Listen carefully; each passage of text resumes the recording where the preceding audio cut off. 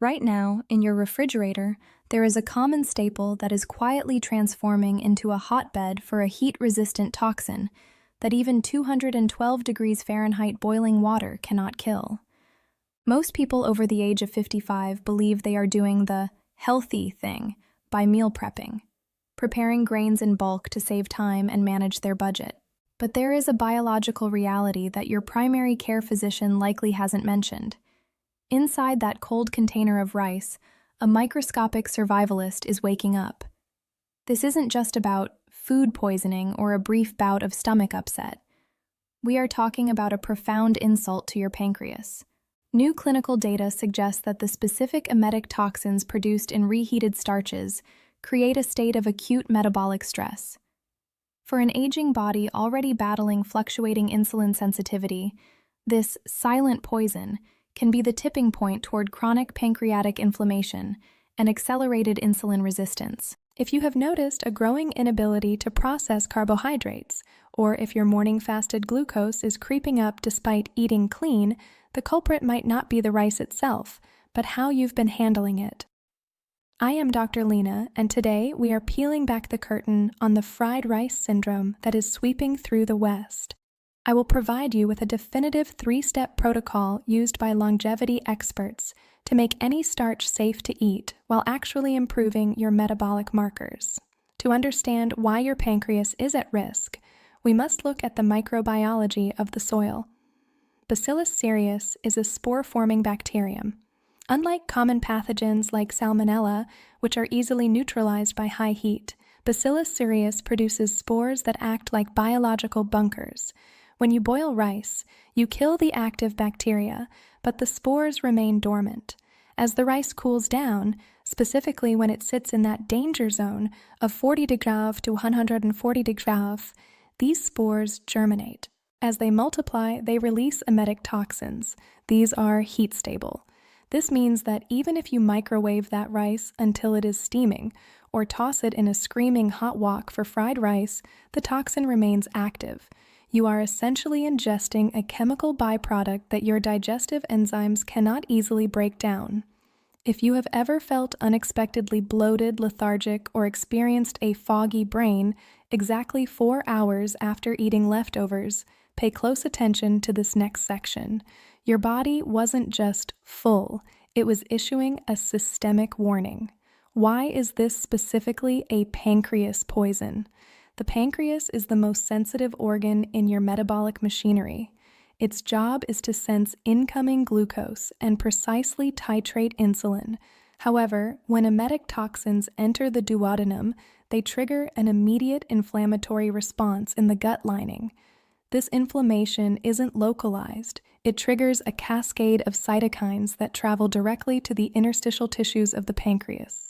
Clinical observations show that these toxins can mimic the early signs of pancreatic decline by stressing the beta cells. When your pancreas is busy dealing with the biological insult of Bacillus cereus toxins, its ability to manage the actual glucose from the rice is compromised. This creates a double hit effect.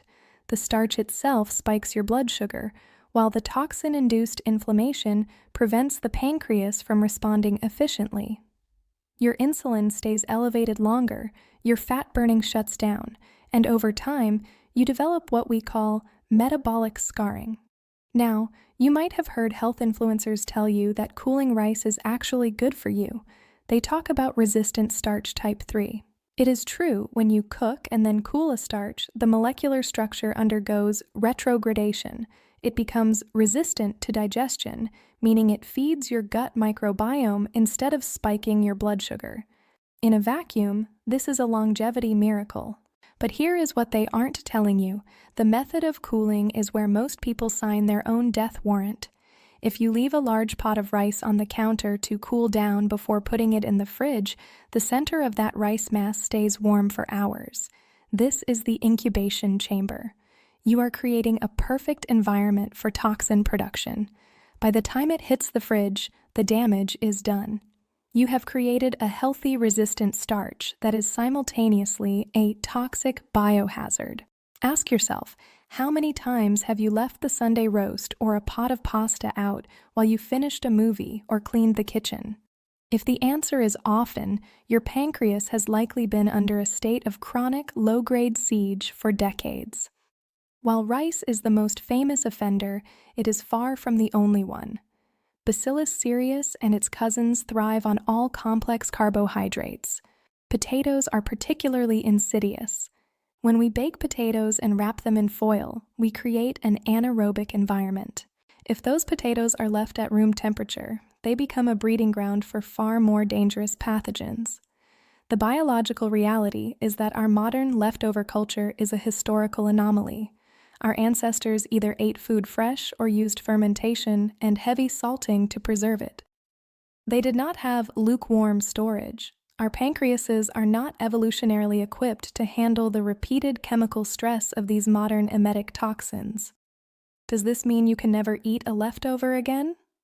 No. But you must change the biophysics of your kitchen.